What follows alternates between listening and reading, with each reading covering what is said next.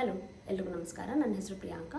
ಈ ವಿಡಿಯೋದಲ್ಲಿ ನಾವು ಪ್ರಾಪ್ರೊಸೆಪ್ಷನ್ ಸೆನ್ಸ್ ಅಂದ್ರೇನು, ಹಾಗೆಯೇ ಪ್ರಾಪ್ರೊಸೆಪ್ಟಿವ್ ಆ್ಯಕ್ಟಿವಿಟೀಸ್ ಯಾವ್ಯಾವುದೆಲ್ಲ ನಾವು ನಮ್ಮ ಮಕ್ಕಳಿಗೆ ಮಾಡಿಸಬಹುದು ಅಂತ ತಿಳಿಸ್ಕೊಡ್ತಿದ್ದೀನಿ. ಬನ್ನಿ ನೋಡೋಣ. ಪ್ರಾಪ್ರೊಸೆಪ್ಟಿವ್ ಆ್ಯಕ್ಟಿವಿಟೀಸ್ಗೆ ಹೋಗೋಕ್ಕಿಂತ ಮುಂಚೆ ಇನ್ನೂ ಕೆಲವು ವೆಸ್ಟಿಬುಲರ್ ಆ್ಯಕ್ಟಿವಿಟೀಸ್ನ ನಾನು ನಿಮಗೆ ಇಲ್ಲಿ ಲಿಸ್ಟ್ ಮಾಡಿ ಹಾಕಿದ್ದೀನಿ. ಬಾಸ್ಕೆಟ್ಬಾಲು ಮತ್ತು ಕುಂಟೆಬಿಲ್ಲೆ ಸ್ವಲ್ಪ ದೊಡ್ಡ ಮಕ್ಕಳಿಗೆ ಹೇಳ್ಕೊಡೋಕ್ಕೆ ನಮಗೆ ಸ್ವಲ್ಪ ಈಸಿ ಆಗುತ್ತೆ. ಸೊ ಹಾಗಾಗಿ ನಿಮ್ಮ ಮಗು ಒಂದು 4 ವರ್ಷದ ಮೇಲಿದೆ ಅಂತ ಅಂದಾಗ ನೀವು ಇವೆರಡನ್ನು ನೀವು ಮಾಡಿಸಬಹುದು. ಈ ಸ್ಪಿನ್ನಿಂಗ್ ಚೇರ್ ಮೇಲೆ ಮಕ್ಕಳನ್ನ ಕೂರಿಸ್ಬಿಟ್ಟು ನಿಧಾನವಾಗಿ ಕಂಟ್ರೋಲ್ ಮೂಮೆಂಟ್ಸಲ್ಲಿ 1 2 3 ಆ್ಯಂಡ್ ಸ್ಟಾಪ್ ಅಂತ ನೀವು ರೊಟೇಟ್ ಮಾಡ್ತಾ ಕೂಡ ವೆಸ್ಟಿಬುಲರ್ ಆ್ಯಕ್ಟಿವಿಟಿನ ಮಾಡಿಸಬಹುದು. ಅಥವಾ ನೀವು ಮೆರಿಗೋ ರೌಂಡಲ್ಲಿ ಕೂಡ ಕೂರಿಸಬಹುದು. ನೀವು ಮಾಲ್ಗೆಲ್ಲ ಹೋದಾಗ ಇದು ಕೂಡ ಒಳ್ಳೆ ವೆಸ್ಟಿಬುಲರ್ ಇನ್ಪುಟ್ನ ನಮ್ಮ ಮಕ್ಕಳಿಗೆ ಕೊಡುತ್ತೆ.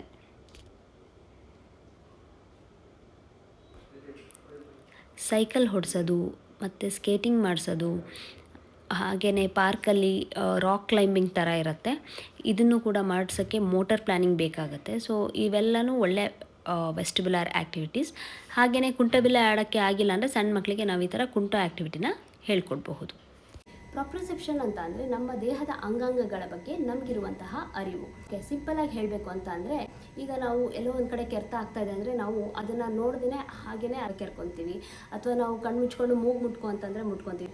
ಹಾಗೆಯೇ ನಮ್ಮ ಮನೆಯಲ್ಲಿ ಲೈಟ್ ಆಫ್ ಮಾಡಿಬಿಟ್ಟು ಇದನ್ನು ಹೋಗಿ ತೊಗೊಂಬ ಅಂದರೆ ನಾವು ಒಂದು ಅಂದಾಜಲ್ಲಿ ಹೋಗಿ ತರುವಂತಹ ಒಂದು ಕೆಪಾಸಿಟಿ ನಮಗಿರುತ್ತೆ. ಮತ್ತು ಪೆನ್ಸಿಲ್ ಆಗಲಿ ಬಳಪ ಆಗಲಿ ನಾವು ಎಷ್ಟು ಫೋರ್ಸಿಂದ ನಾವು ಬೋರ್ಡ್ ಮೇಲಾಗಲಿ ಬುಕ್ ಮೇಲಾಗಲಿ ಬರೀಬೇಕು. ಯಾವುದಾದ್ರು ಈಗ ಗಾಜಿನ ವಸ್ತುನ ನಾವು ಎಷ್ಟು ಡೆಲಿಕೇಟಾಗಿ ಅದನ್ನು ಹ್ಯಾಂಡಲ್ ಮಾಡಬೇಕು. ಮತ್ತು ಹ್ಯಾಂಡ್ ಐ ಕೋಆರ್ಡಿನೇಷನ್ ಮಾಡಿ ಹೇಗೆ ನಾವು ಬಾಲ್ನ ಕ್ಯಾಚ್ ಹಿಡಿಬೇಕು. ಇವೆಲ್ಲ ಆ್ಯಕ್ಟಿವಿಟೀಸ್ನ ನಾವು ಹೇಗೆ ಮಾಡೋಕ್ಕೆ ಸಾಧ್ಯ ಅಂತಂದರೆ ಇದಕ್ಕೆ ನಮ್ಮ ಪ್ರಾಪ್ರೊಸೆಪ್ಷನ್ ಸೆನ್ಸೇ ಕಾರಣ. ನಾವು ಪ್ರಾಪ್ರೊಸೆಪ್ಟಿವ್ ಆ್ಯಕ್ಟಿವಿಟೀಸ್ ಮಾಡೋದ್ರಿಂದ ಈ ಅವೇರ್ನೆಸ್ಸು ನಮ್ಮ ಆಟಿಸಮ್ ಮಕ್ಕಳಲ್ಲಿ ಜಾಸ್ತಿ ಆಗುತ್ತೆ. ಪ್ರಾಪ್ರೊಸೆಪ್ಟಿವ್ ಸೆನ್ಸರಿ ಅವೇರ್ನೆಸ್ನ ಅಬ್ಸಾರ್ಬ್ ಮಾಡ್ಕೊಳ್ಳೋಂತಹ ರಿಸೆಪ್ಟರ್ಸು ನಮ್ಮ ಸ್ಕಿನ್ನಲ್ಲಿ, ನಮ್ಮ ಜಾಯಿಂಟ್ಸಲ್ಲಿ, ನಮ್ಮ ಮಸಲ್ಸಲ್ಲಿ ಇರುತ್ತೆ. ಹಾಗಾಗಿ ಹೆಚ್ಚುವರಿ ಪ್ರಾಪ್ರೊಸೆಪ್ಟಿವ್ ಆ್ಯಕ್ಟಿವಿಟೀಸ್ ಎಲ್ಲ ಕ್ರಾಲಿಂಗು, ಆ್ಯನಿಮಲ್ ವಾಕು, ಪುಷಿಂಗು, ಪುಲ್ಲಿಂಗು ಇದ್ರ ಸುತ್ತಾನೆ ಇರುತ್ತೆ. ಈಗ ಪ್ರಾಪ್ರೊಸೆಪ್ಟಿವ್ ಆ್ಯಕ್ಟಿವಿಟೀಸ್ ಯಾವ್ಯಾವನ್ನ ಮಾಡಿಸಬಹುದು ಅಂತ ತಿಳ್ಕೊಳ್ಳೋಣ ಬನ್ನಿ. ಫಸ್ಟ್ ಪ್ರಾಪ್ರೊಸೆಪ್ಟಿವ್ ಆ್ಯಕ್ಟಿವಿಟಿ ಅಂತ ಬಂದರೆ ಅದು ಪುಷಿಂಗ್, ಪುಲ್ಲಿಂಗ್ ಹೆವಿ ಆಬ್ಜೆಕ್ಟ್ಸು. ಇದ್ರದ್ದು ಕ್ಲಿಪ್ಪಿಂಗ್ನ ನಾನು ಹೋದ ವಿಡಿಯೋದಲ್ಲೇ ಹಾಕಿದ್ದೀನಿ.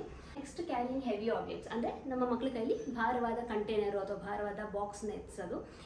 ಇಲ್ಲಿ ನಾನು ಆರವ್ಗೆ 2 ಬಕೆಟಲ್ಲಿ ದಿನಸಿ ಪ್ಯಾಕೆಟ್ಸ್ನ ತುಂಬಿಸ್ಬಿಟ್ಟು ಹಾಲಲ್ಲಿಡು, ರೂಮಲ್ಲಿಡು ಅಂತ ಭಾರನ ಎತ್ಸೋ ಆ್ಯಕ್ಟಿವಿಟಿ ಮಾಡಿಸ್ತಾ ಇದ್ದೀನಿ. ಇಲ್ಲಿ ಅವನು ಬಕೆಟ್ನ ಸೈಡಲ್ಲಿ ಹಿಡ್ಕೋತಾ ಇರೋದ್ರಿಂದ ಕಾಲ ಮೇಲೆ ಎತ್ತಾಕೊಳ್ಳೋ ಭಯ ಅಷ್ಟಾಗಿ ಇರೋದಿಲ್ಲ. ಬ್ಯಾಕ್ ಅಂತ ಅಂದರೆ ನಿಮ್ಮ ಮಕ್ಕಳಿಗೆ ನೀವು ಸ್ಕೂಲ್ ಬ್ಯಾಗ್ ತೊಗೊಂಡು ಅದರೊಳಗೆ ಬುಕ್ಸ್ನ ತುಂಬಿಸ್ಬಿಟ್ಟು ಸ್ವಲ್ಪ ಹೆವಿ ಮಾಡಿಸ್ಬಿಟ್ಟು ಮಕ್ಕಳಿಗೆ ಆ್ಯಕ್ಟಿವಿಟೀಸ್ನ ಮಾಡಿಸೋದು. ನೆಕ್ಸ್ಟ್ ಆ್ಯಕ್ಟಿವಿಟಿ ಕ್ರಾಲಿಂಗು, ವೀಲ್ ಬ್ಯಾರೋ ವಾಕು ಮತ್ತು ಬೇರ್ ವಾಕು. ಇದ್ರ ಕ್ಲಿಪ್ಪಿಂಗ್ನ ಈ ವಿಡಿಯೋದಲ್ಲಿ ನೀವು ನೋಡ್ಬೋದು. ಈ ಟನಲ್ನ ಯೂಸ್ ಮಾಡಿ ನಾನು ಆರವ್ಗೆ ಕ್ರಾಲಿಂಗ್ ಆ್ಯಕ್ಟಿವಿಟಿನ ಮಾಡಿಸ್ತಾ ಇದ್ದೆ. ಈ ಟನಲ್ ಅಮೆಝಾನಲ್ಲಿ ನಾನು ತೊಗೊಂಡಿದ್ದು. ಟನಲ್ ತಗೊಳ್ಳೇಬೇಕು ಅಂತ ಇಲ್ಲ, ನೀವು ನಿಮ್ಮ ಮನೆಯಲ್ಲಿ ಡೈನಿಂಗ್ ಟೇಬಲ್ ಚೇರ್ ಇದ್ದರೆ ಅದನ್ನು ಕೂಡ ನೀವು ಲೈನಾಗಿ ಜೋಡಿಸ್ಬಿಟ್ಟು ಕ್ರಾಲಿಂಗ್ ಆ್ಯಕ್ಟಿವಿಟೀಸ್ನ ಮಕ್ಕಳಿಗೆ ಮಾಡಿಸ್ಬಹುದು. ಡೈನಿಂಗ್ ಟೇಬಲ್ ಚೇರ್ಸ್ನ ಯೂಸ್ ಮಾಡಿ ಕೂಡ ನಾನು ಒಂದೊಂದು ಸರಿ ಕ್ರಾಲಿಂಗ್ ಆ್ಯಕ್ಟಿವಿಟೀಸ್ನ ಮಾಡಿಸ್ತಾ ಇದ್ದೆ. ಅದನ್ನು ನಾನು ಈ ಕ್ಲಿಪ್ಪಿಂಗಲ್ಲಿ ನಿಮಗೆ ತೋರಿಸ್ತಾ ಇದ್ದೀನಿ.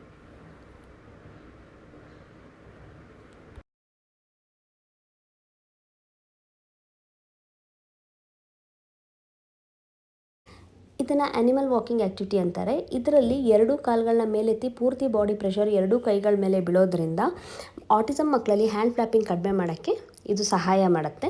ಇಲ್ಲಿ ನಾನು ಆರೋಗ್ಯ ನಂಬರ್ಸ್ ಮ್ಯಾಚ್ ಮಾಡೋಕ್ಕೆ ಹೇಳಿದ್ದೀನಿ.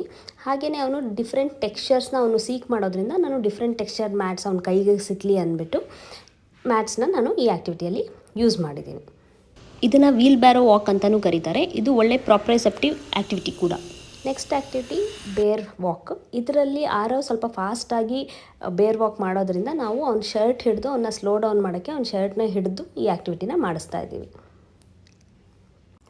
ಇದನ್ನು ಸ್ಟ್ರೆಸ್ ಬಾಲ್ ಅಂತಾರೆ. ಇದು ಡಿಫ್ರೆಂಟ್ ಟೆಕ್ಸ್ಚರ್ಸಲ್ಲಿ ಸಿಗುತ್ತೆ. ಇದನ್ನು ನಾನು ಫಸ್ಟ್ ಕ್ರೈಯಲ್ಲಿ ತೊಗೊಂಡಿದ್ದು. ಇದು ಲೋಕಲ್ ಫ್ಯಾನ್ಸಿ ಸ್ಟೋರಲ್ಲೂ ಸಿಗುತ್ತೆ. ಒಂದೊಂದು ಟೆಕ್ಸ್ಚರ್ ಬಾಲ್ನು ನೀವು ಒಂದು 10 ಸರಿ ಸ್ಕ್ವೀಸ್ ಮಾಡಿಸೋದ್ರಿಂದ ಕೂಡ ಅವರಿಗೆ ಒಳ್ಳೆ ಪ್ರಾಪ್ರೊಸೆಪ್ಟಿವ್ ಇನ್ಪುಟ್ಟು ಸಿಗುತ್ತೆ.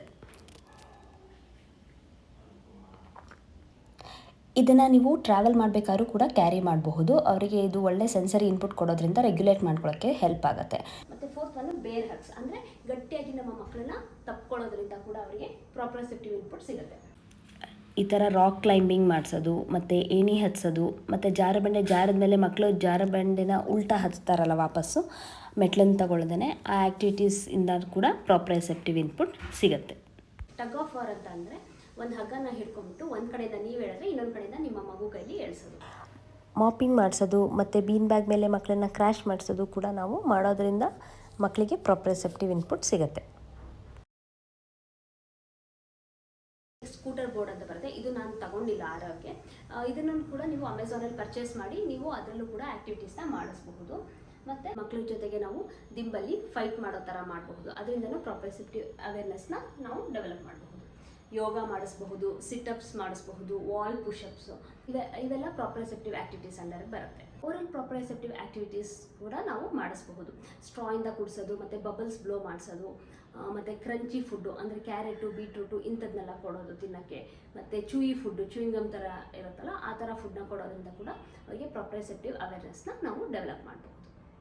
ಈ ಎಲ್ಲ ಪ್ರಾಪ್ರಸೆಪ್ಟಿವ್ ಆ್ಯಕ್ಟಿವಿಟೀಸ್ನ ಮಾಡಿಸಲೇಬೇಕು ಅಂತ ಇಲ್ಲ. ಇದರಲ್ಲಿ ಯಾವುದಾದ್ರು ನಿಮ್ಮ ಮಕ್ಕಳ ಇಂಟ್ರೆಸ್ಟ್ ಮೇಲೆ ನೀವು ಪಿಕ್ ಮಾಡಿಕೊಂಡು ದಿನ ಒಂದೊಂದು ಆ್ಯಕ್ಟಿವಿಟಿನ ಮಾಡಿಸಬಹುದು. ಪ್ರಾಪ್ರಸೆಪ್ಟಿವ್ ಆ್ಯಕ್ಟಿವಿಟೀಸ್ನೆಲ್ಲ ನಾನು ಈ ವೈಟ್ ಬೋರ್ಡಲ್ಲಿ ಲಿಸ್ಟ್ ಮಾಡಿದ್ದೀನಿ. ಇಷ್ಟ ಇದ್ದಲ್ಲಿ ನೀವು ಇದನ್ನು ನೋಟ್ ಮಾಡ್ಕೊಬಹುದು.